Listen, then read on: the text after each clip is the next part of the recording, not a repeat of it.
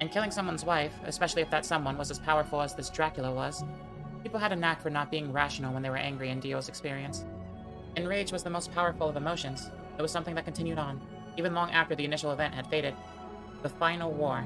Those words played in Dio's head again. The last pieces slid into place, meant to exterminate the human race. Which, of course, was a double-edged sword.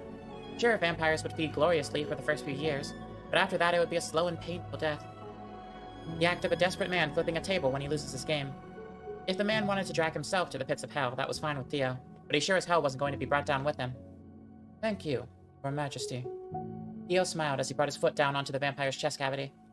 He screamed in pain until Dio shot another beam directly through his head, slicing upwards and ripping his brain in half. Turned to his underlings. Take his remains. If he's anything like me, he'll pull himself together soon enough. That wouldn't be ideal. So make sure they're tied together, and make sure they're as well binded as possible. We need to give our friend one last glimpse of the sunrise. Dio's minions bowed before him, before they dragged away the corpse into the walkways of the streets. One of Dio's soldiers kneeled before his master. Shall I assume this is to mean that we should take this as planned?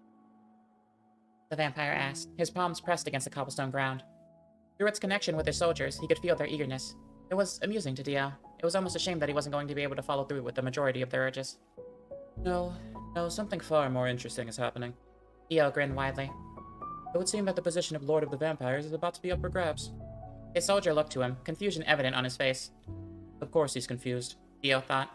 Brilliance is often confusing to the non-informed. Dio cleared his throat as he talked. My empire needs to be much bigger than I initially thought it would, and it can't get bigger if I'm over here supervising such a small corner of the world. We're going to be traveling to Wallachia. You'll have many more fellow soldiers by the time we're there. Not to mention you'll have some good meals between now and then. The shadow over Dio's servant hid his face as he grinned. Dio himself continued onward.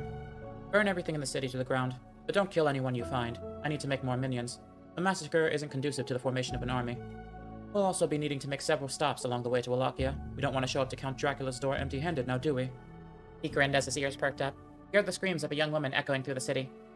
In that moment, he remembered something about a serial killer wandering about. Someone who had apparently only targeted women. Someone the media had dubbed Jack the Ripper. He had a paltry body count, especially when compared to Dio's own numbers, but he seemed ruthless enough for Dio to at least use for the time being.